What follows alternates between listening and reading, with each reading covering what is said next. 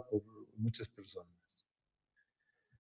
Los límites de la enfermedad celíaca y de otros trastornos relacionados con el gluten no son claros totalmente, lo que ocasiona una gran confusión y una falta de consenso en cuanto a los criterios de diagnóstico de la enfermedad celíaca y de las otras enfermedades relacionadas. Hay muchas personalidades del mundo que han empezado a hacer dietas sin gluten, actrices, gente de gobierno, todo. Entonces, uno se plantea si es una necesidad o moda, si es una dieta saludable, si es una dieta que se lo usa para bajar de peso, es una tendencia social o realmente es un tratamiento. Los tres trastornos más importantes relacionados al trigo o al gluten son la enfermedad celíaca, la sensibilidad al gluten no celíaca y la alergia que no es al gluten sino al trigo. Vamos a empezar por la alérgica de manera rápida. Es una reacción de hipersensibilidad inmediata inducida por el gluten con reacciones alérgicas de diferente intensidad. Erupción cutánea, angioedema hasta el choque anafiláctico. Generada por una respuesta inmune mediada por la inmunoglobulina E. No cursa con atrofia de vellosidades intestinales y es menos común que la enfermedad celíaca. El diagnóstico se basa en la historia clínica, nivel de inmunoglobulina específica y pruebas dérmicas de alergia. La enfermedad celíaca antes se la consideraba una enfermedad intestinal, gastrointestinal, de carácter autoinmune, desencadenada por la ingesta de gluten en sujetos genéticamente susceptibles. Actualmente se considera que es una enfermedad multisistémica. No solamente ataca el tubo digestivo como se pensaba al principio. Hay muchos mitos o conceptos erróneos que todavía están presentes a nivel médico. La enfermedad celíaca es poco frecuente. Tiene una incidencia predominantemente europea. Los pacientes son desnutridos con diarrea crónica. El único órgano blanco es el tracto gastrointestinal. Básicamente los síntomas son intestinales como la diarrea. Es una enfermedad que se inicia en la infancia. El requisito para diagnosticarla es el bajo peso y para el tratamiento es suficiente disminuir el gluten. Ya en 1887, este doctor Samuel G. atribuye algún problema de la dieta como causa de la enfermedad. En el año 138 después de Cristo, Areteo de Capadocia, es un médico griego que trabajó en Roma.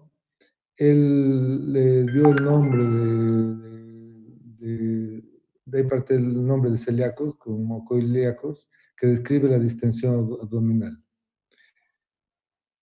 Y en 1938, junto con la guerra, este doctor William Carroll Dick, de la guerra, todo el trigo se iba hacia los soldados y había una mejoría, digamos, en muchos niños que estaban enfermos porque no había pan y con una menor tasa de mortalidad por enfermedad celíaca de 35% previa a la guerra a 0%. Entonces eso le llamó la atención y fue una de las primeras publicaciones en las que se relaciona directamente el pan de trigo con la enfermedad celíaca. La prevalencia ha ido en aumento en las últimas décadas. Y si bien hay países con una prevalencia mayor, la prevalencia estimada está cercana a 1 de cada 100 personas, en la mayoría de las poblaciones estudiadas. Pero hay que recordar que por cada paciente diagnosticado existen 10 a 70 que no han sido diagnosticados. Es una de las enfermedades de transmisión genética más frecuente. En la clínica Mayo se ha investigado mucho esta enfermedad, especialmente por el doctor Rubio Tapia, y se ha visto que en una población que en los años 1960 la incidencia era de 0,9 por 100.000 habitantes, esto ha ido aumentando hasta el 2010, que es de 17 por 100.000 habitantes. En Bolivia, según el censo del 2018, tenemos 11.216.000 habitantes. Si tomamos en cuenta el porcentaje, uno de los porcentajes menores a nivel mundial, de 1% de las personas afectadas, la población estimada de pacientes celíacos en Bolivia debería ser 112.160, de los cuales debe haber diagnosticado tal vez 2.000. La etiología, como hemos mencionado, es de origen autoinmune. Es la única enfermedad autoinmune que tiene una etiología conocida. Requiere una predisposición genética. Los anticuerpos leucocitarios humanos del HLA, el DQ2 y DQ8, y están en observación el DQ7 y el DQ6. Si bien hay trabajos publicados de Chile y de Argentina en que mencionan el DQ7, y aparentemente el DQ7 se encuentra más en poblaciones en latino. Pero como les decía, esto está todavía en estudio. O sea, es autoinmune, se tiene que tener el requisito de la predisposición genética y estar en contacto con el gluten, que está presente en las prolaminas del trigo, la gliadina, en la cebada ordeína, la secailina del centeno. El gluten no actúa como tóxico directo, sino que las lesiones que produce son predecibles por una activación inmunológica con un efecto tóxico inflamatorio mediada por linfocitos T. Entonces, entre el gluten con la predisposición genética y ahí se forman los anticuerpos, la antigliadina, antitraglutaminasa, antinomicio, van a producir una liberación de citoquina que va a producir daño de la mucosa intestinal con una linfocitosis intraepitelial, hiperplasia de criptas y la atrofia vellocitaria.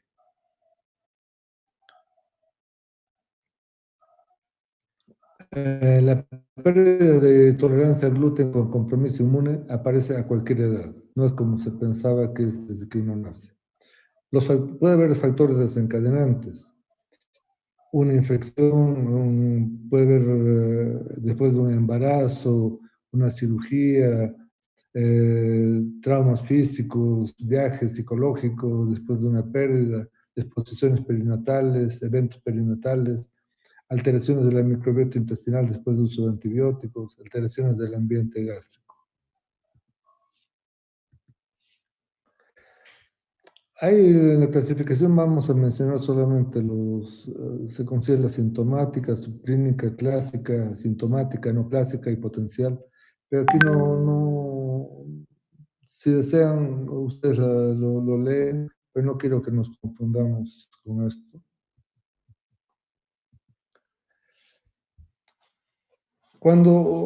Hasta hace unos años, digamos, para pensar en enfermedad celíaca, solamente buscábamos esta enfermedad de pacientes desnutridos con diarrea crónica.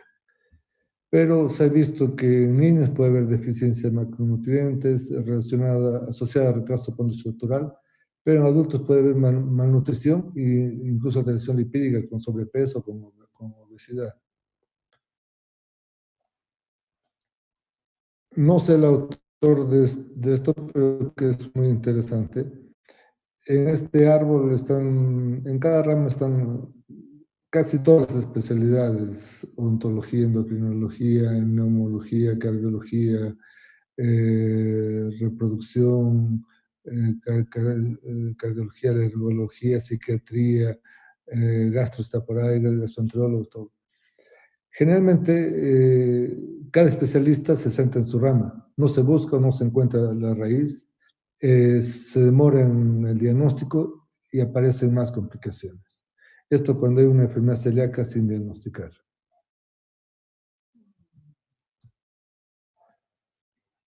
Entonces, ¿cuándo investigar la presencia de enfermedad celíaca? Cuando hay síntomas digestivos, síntomas extradigestivos, enfermedades autoinmunes, complicaciones relacionadas y factores de riesgo.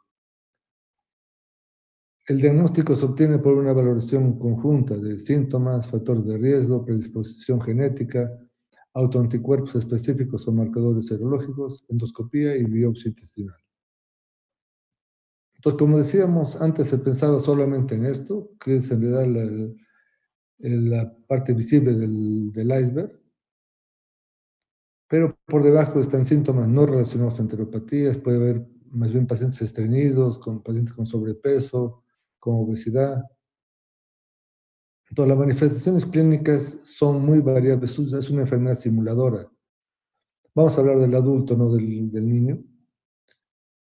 Digamos, antes los pacientes celíacos solamente eran diagnosticados por pediatras y gastroenterólogos. La idea de esta presentación es que todos ustedes, sea cual sea la especialidad que hagan, se fijen en esta enfermedad por todo lo que van a ver después. Las manifestaciones clínicas son muy variables, predominando formas subclínicas y asintomáticos, historia de haber acudido a diversos especialistas médicos según síntomas predominantes, frecuentemente extradigestivos, presenta una elevada asociación con diversas enfermedades autoinmunes. En relación al peso, que todos investigábamos solamente los que tenían un peso bajo, solamente el 5,4% de los pacientes tienen un peso inferior al normal. El 56% tienen pacientes con peso normal, 26 pacientes con sobrepeso, 26%, perdón, con sobrepeso, y el 12% con obesidad, con un índice de masa corporal mayor a 30. Entre los síntomas generales, uno de los más típicos son las cefaleas y las migrañas, malestar general, lasitud, fatiga, debilidad muscular, apatía, trastorno de conducta, mal humor, alteraciones del sueño, intolerancia a la lactosa. La intolerancia a la lactosa se presenta en el 50% de los pacientes celíacos. Puede haber síntomas digestivos inespecíficos, distensión abdominal, flatulencia fétida, dolor abdominal. Síntomas orales, defectos del esmalte bucal, glositis atrófica, y algo muy frecuente son las aftas bucales recurrentes. Incluso en pacientes que tienen ya dieta con un diagnóstico y dieta sin gluten, si por algún motivo se equivocan con la dieta, alguna cosa, a veces una de las primeras cosas que aparece son la distensión abdominal, cefalea y aftas bucales. Puede haber trastornos de la motilidad digestiva, disminución de la presión del esfínter esofágico inferior, por eso que va a haber mayor incidencia de enfermedad por reflujo. Puede haber retardo en el vaciamiento gástrico, enlentecimiento del tránsito intestino delgado y aceleración o retardo del tránsito colónico. Síntomas esofágicos en la enfermedad por reflujo refractaria, 19% de pacientes celíacos. Hay mayor incidencia de esofagitis eosinofílica. En páncreas puede haber pancreatitis recurrente o insuficiencia pancreática exócrina. En hígado puede haber una hipertransaminasemia prolongada.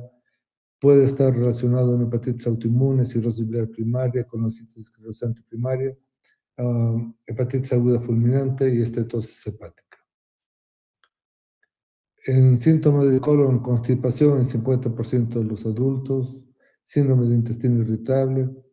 En pacientes con síndrome de intestino irritable se ha visto que el 38% tiene una asociación con trastornos relacionados al gluten. Y en gran número de pacientes con síndrome de intestino irritable, los síntomas se alivian con una dieta libre de gluten. Entre los síntomas extradigestivos hay síntomas neurológicos, psiquiátricos, endocrinológicos, hematológicos, cardiovasculares, enfermedades respiratorias, enfermedades reumáticas inmunológicas de colágeno, dermatológicos, manifestaciones óseas, ginecológicos y trastornos de la fertilidad. Aquí hay mayor incidencia incluso de suicidio con trastornos psiquiátricos, en endocrinológicos, problemas de tiroides, el Sjögren,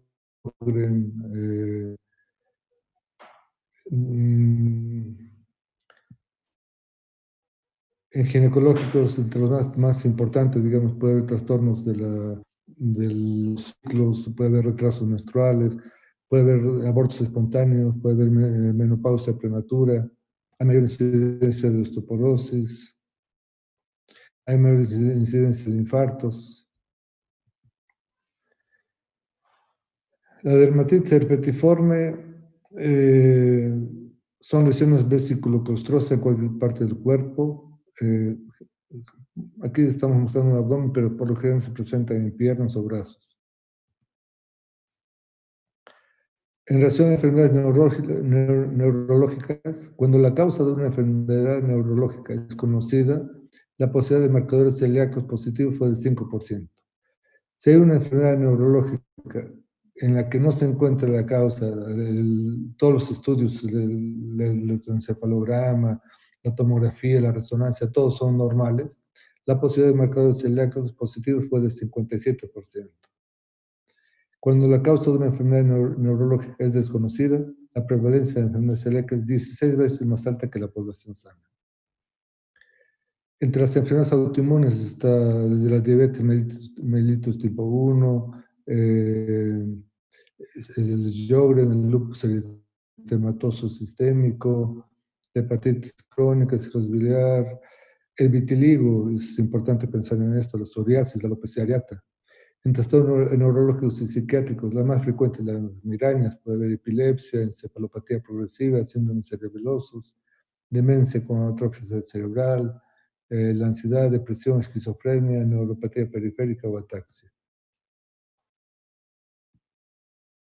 Entre las asociaciones que tienen más riesgo están todas estas. Por ejemplo, el síndrome de Down está asociado en 12% con la enfermedad celíaca.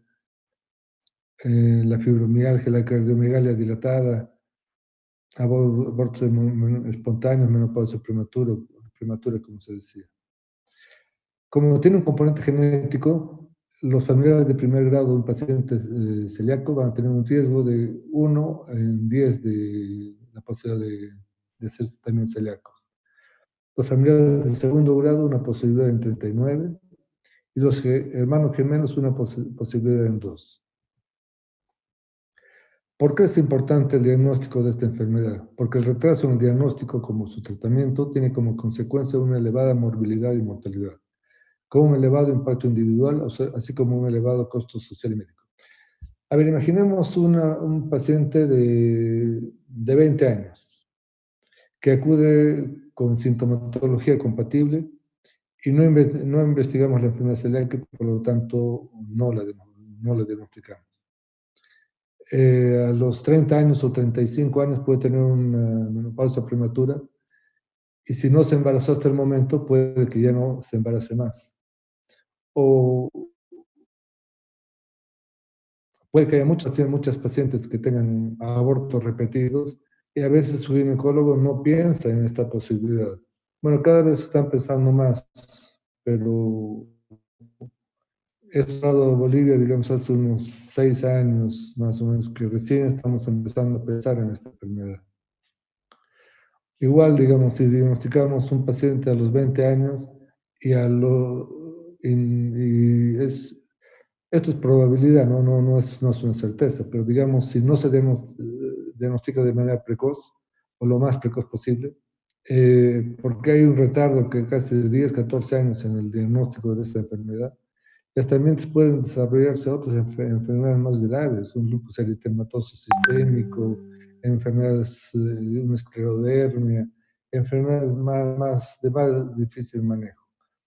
Si ya tiene la enfermedad, ya tiene, digamos, el lupus, y diagnosticar celíaca, no es que se va a tratarle pero, el lupus. El lupus va a seguir su curso, pero el manejo es un poquito más fácil. Ayuda la dieta sin gluten en estos pacientes, pero no es que ya va a revertirse y va a dejar de tener. O les hago un ejemplo más claro, digamos, si un paciente tiene osteoporosis con fractura de cadera y se diagnostica después de eso su enfermedad celíaca, ya no se va a recomponer su hueso. En cambio, si diagnosticamos de manera precoz, podemos evitar infartos, podemos evitar fracturas, podemos evitar otro tipo de enfermedades más graves.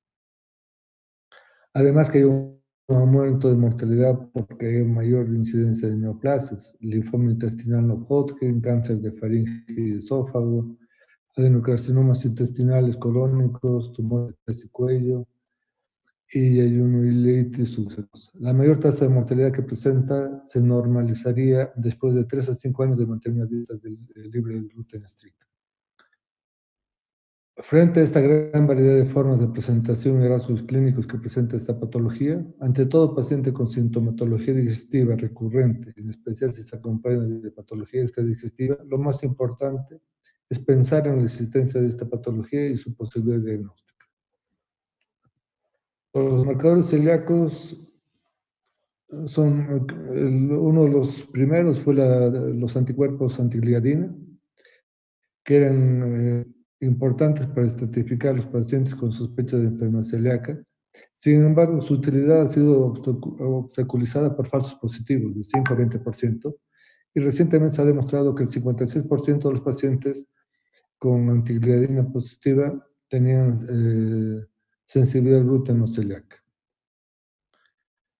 Los otros dos marcadores importantes son el antiendomisio y la antitransglutaminasa, que muestran una sensibilidad del 100%, pero en aquellos pacientes con una atrofia velocitaria total.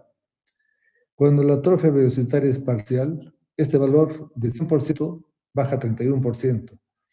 O sea, si le hacemos este examen a un paciente que no tiene 100% de atrofia velocitaria total, que son los menos, este posee diagnóstica baja. O sea, el encontrar un marcador de estos negativo no significa que no pueda tener la enfermedad. Es otra cosa que es bien importante que la comprenda. La serología celíaca es frecuentemente negativa en las formas menores de enfermedad celíaca. Es negativa en 30% de pacientes con atrofia parcial de vellosidades y negativa en 80% de aquellos con lesiones de MARS tipo 1. El antiendomisio fue positivo en 77% con atrofia velocitaria total y 33% con atrofia velocitaria parcial. Los pacientes con enfermedad celíaca con bajo grado de atrofia velocitaria tienen menos posibilidad de tener marcadores celíacos positivos, pero es importante para el diagnóstico de la enfermedad celíaca el conocimiento de estas limitaciones de los marcadores serológicos. En la endoscopía, que es importante para el diagnóstico, puede haber desde pacientes con un aspecto normal, puede haber disminución de los pliegues, o generalmente en esta toma encontramos alrededor de 6 o 7 pliegues, un aspecto mosaico, festoneamiento, aquí ven festoneamiento de los pliegues, una irregularidad de los pliegues, puede haber erosiones, nodularidad en el bulbo o atrofia de vellosidades. Aquí hay un aspecto nodular del bulbo duodenal. Aquí es por la atrofia, aquí vemos vasos submucosos.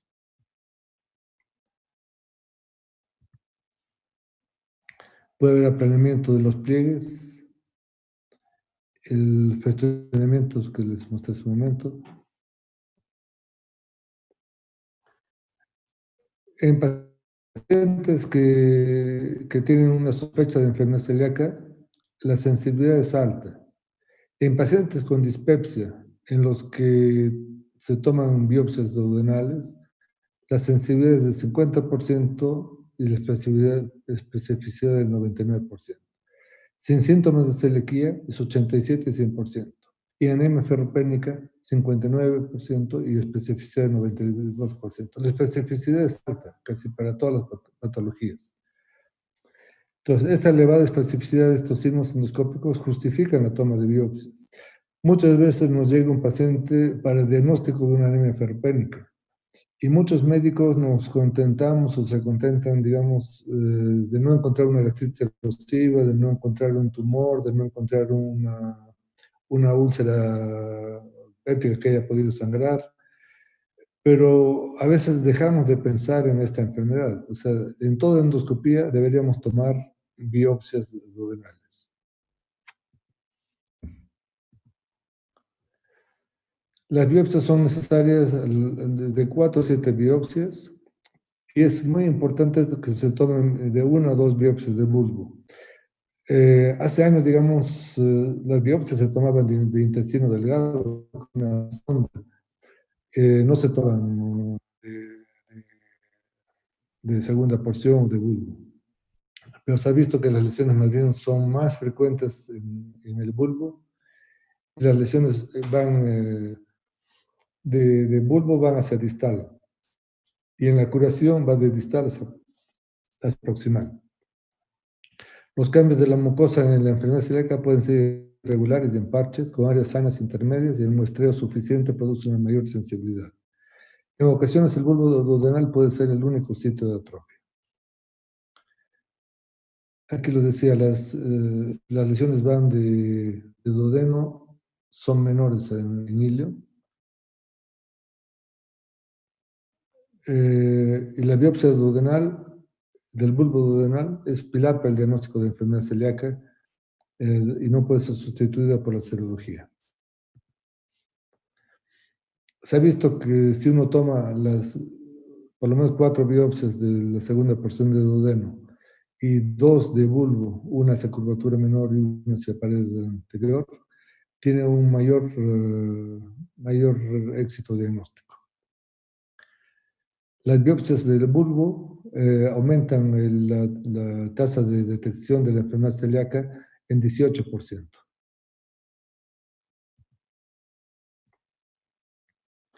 Y son considerados como criterios diagnósticos la atrofia de vellosidades intestinales, la hiperplasia de criptas que se produce en la exposición al gluten de la dieta, la linfocitosis intraepitelial y expansión del infiltrado inflamatorio más allá de la lámina.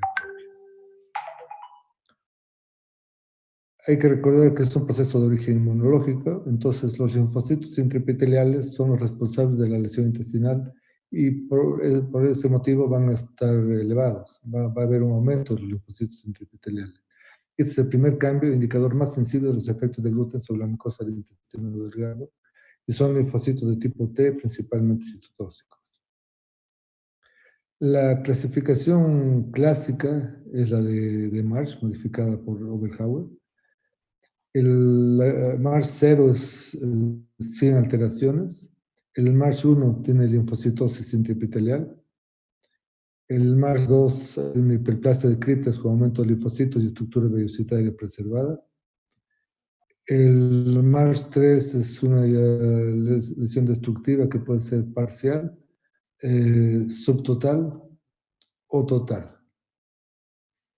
Digamos, para muchos la atrofia, o sea, las lesiones destructivas se traducen en la atrofia vellocitaria, es el gold estándar. Incluso ha habido una época en que solamente si no se encontraba atrofia vellocitaria, no se daba el diagnóstico de enfermedad celíaca. Eso también ha cambiado. Toda la alteración inicial y principal de la mucosa duodenal o de la lámina propia es la infiltración por linfocitos intraepiteliales con o sin atrofia de las vellosidades, la duodenitis linfocítica. Antes también se consideraba como normal un recuento de linfocitos intraepiteliales mayor de 40. Actualmente se considera 25 linfocitos intraepiteliales por 100 enterocitos.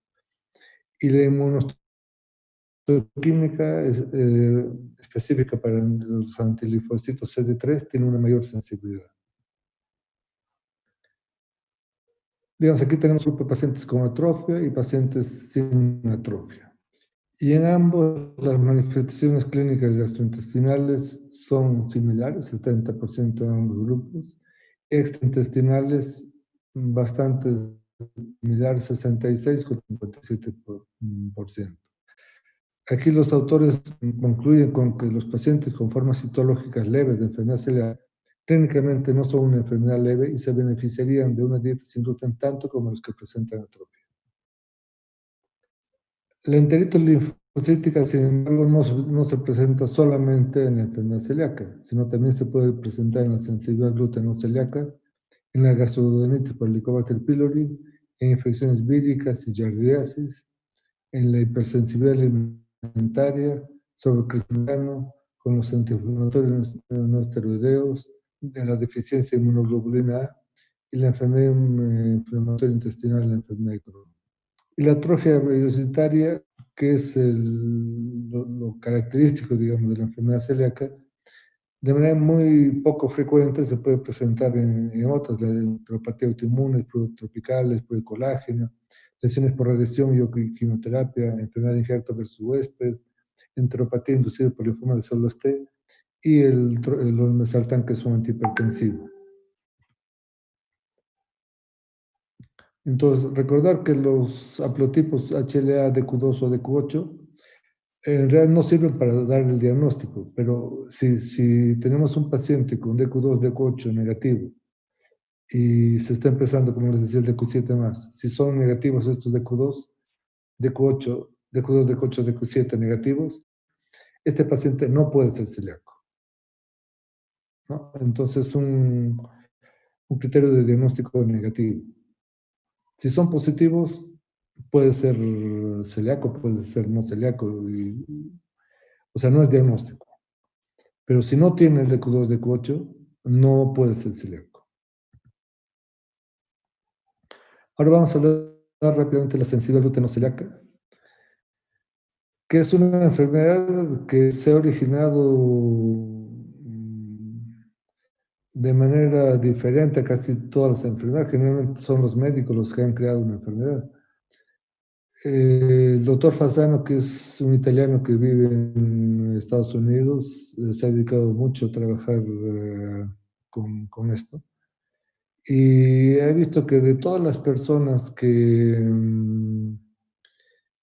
efectuaban una dieta sin gluten, el 55% lo hacían como una dieta saludable,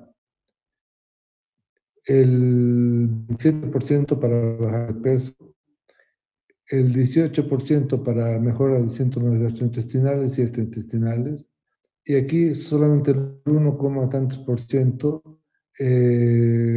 por enfermedad celíaca. Todos estos tienen mejoría con la dieta. El único grupo que está totalmente equivocado es este grupo para bajar de peso, porque la dieta sin gluten no es, si uno pretende bajar de peso con una dieta sin gluten, más bien puede encontrarse con totalmente lo inverso, porque digamos un pan de trigo tiene un índice glicémico de 70. Un pan sin gluten tiene un índice glicémico de 90, porque son harinas de mucha más fácil absorción. Entonces, estos pacientes, si van a reemplazar el gluten, solamente van a seguir comiendo lo que comen con productos sin gluten, pueden aumentar más bien de peso. O sea, este es el único grupo errado. Pero de todas maneras, con este grupo grande, en el que ha habido mejoría de síntomas, especialmente estos dos, 18%, que ha habido mejoría de los síntomas, se ha visto que había algo que pasaba con ese grupo de pacientes y se ha empezado a pensar en esta enfermedad y se ha creado esta nueva enfermedad. En realidad son los pacientes que han ido creando la enfermedad. Entonces, el concepto de sensibilidad al gluten no celíaca, para referirse a aquellos pacientes que presentan síntomas gluten dependientes, similares a la enfermedad celíaca de dolor abdominal, diarrea y distensión abdominal, pero que tienen marcadores serológicos negativos y patológicos negativos.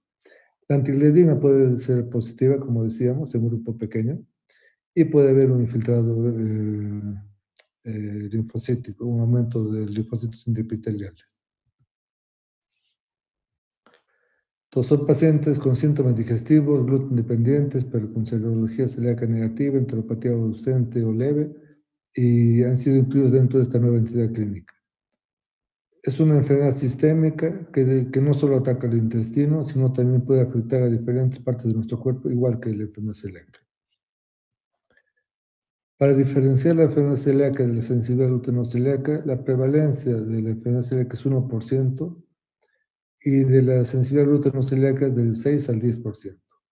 En la patogenia es una respuesta inmune adaptativa a péptidos del gluten en la enfermedad celíaca, es una respuesta inmune innata al gluten.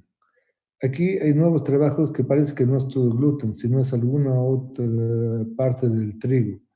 Y aparentemente no es todos los alimentos, trigo, avena, cebada, centeno que están aquí, sino solamente al trigo. Los marcadores genéticos no son necesarios para el diagnóstico de sensibilidad gluten celíaca, pueden ser positivos o negativos, pero como decíamos antes, tienen que estar presentes y son necesarios para el diagnóstico de enfermedad celíaca siendo positivos. Si son negativos, no puede haber enfermedad celíaca.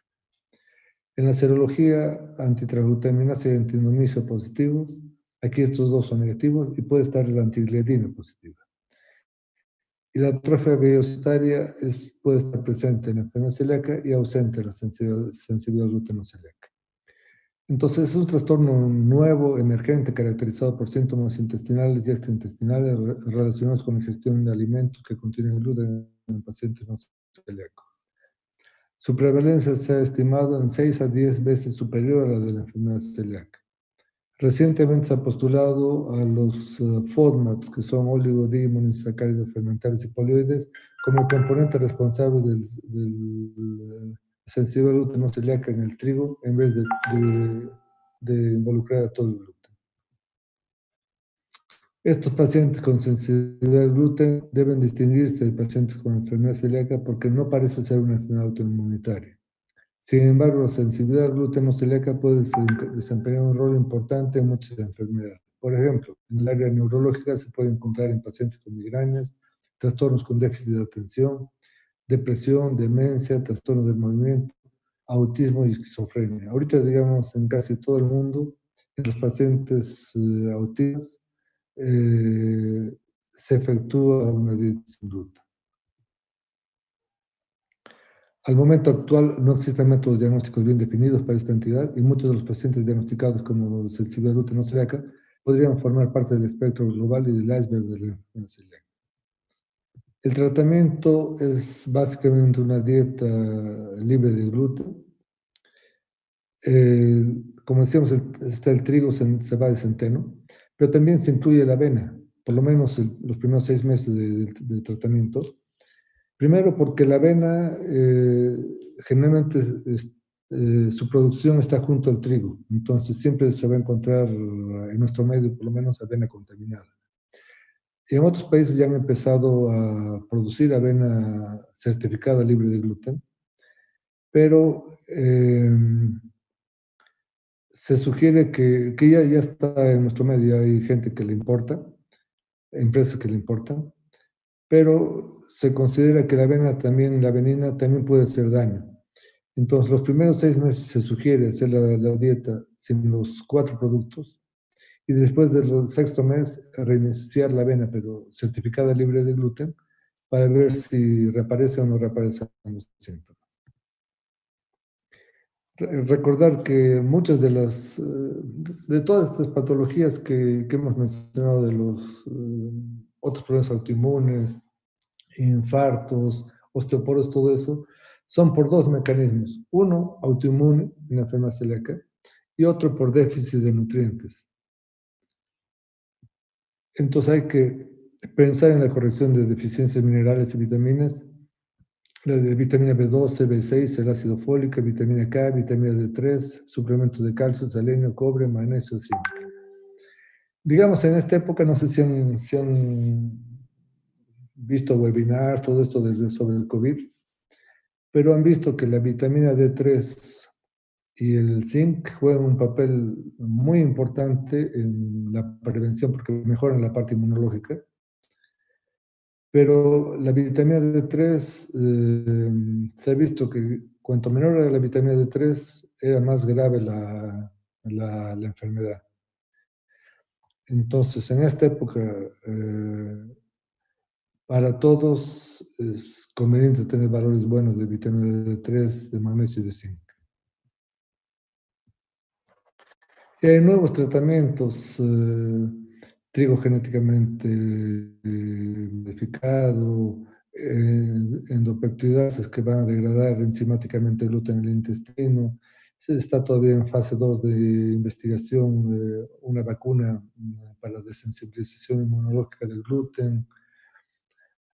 Hay medicamentos para disminuir la permeabilidad intestinal, para bloquear la transminación del gluten. Los probióticos pueden reducir la inflamación intestinal y aceleran la cicatrización de la mucosa sin gluten. Y anticuerpos monoclonales que van a producir un bloqueo de la interleuquina 15, mediador de respuesta inmune innata inducida por gluten.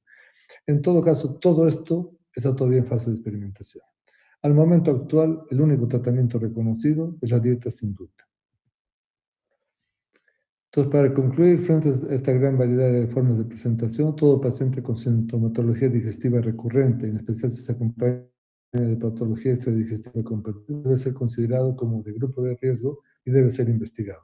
Aunque en la mayoría de los casos es posible el diagnóstico siguiendo criterios establecidos, existen casos que requieren otras estrategias diagnosticadas o dietas sin gluten como prueba terapéutica.